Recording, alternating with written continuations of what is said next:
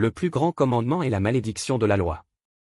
Dans l'Ancienne Alliance, Dieu donna à Moïse les 10 commandements, établissant ainsi la loi divine. Mais cette loi, bien qu'elle soit juste et parfaite, révélait aussi l'incapacité de l'homme à l'accomplir entièrement, exposant ainsi l'humanité à la malédiction de la désobéissance. Comme il est écrit. Maudit soit celui qui n'observe pas les paroles de cette loi, et qui ne les met pas en pratique.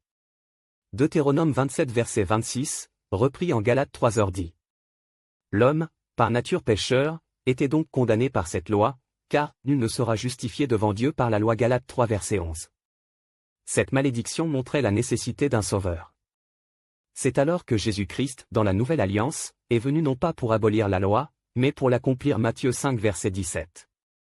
Il nous a libérés de la malédiction de la loi en prenant notre place sur la croix. Christ nous a rachetés de la malédiction de la loi, étant devenu malédiction pour nous. Galates 3 verset 13. Dans cette Nouvelle Alliance, Jésus résume toute la loi en un seul commandement suprême, l'amour. Lorsqu'on lui demande quel est le plus grand commandement, il répond. Tu aimeras le Seigneur, ton Dieu, de tout ton cœur, de toute ton âme et de toute ta pensée. C'est le premier et le plus grand commandement. Et voici le second, qui lui est semblable, tu aimeras ton prochain comme toi-même. Matthieu 22 versets 37 à 39. Ce commandement est l'essence même de la Nouvelle Alliance, car l'amour accomplit toute la loi. Romains 13 verset 10.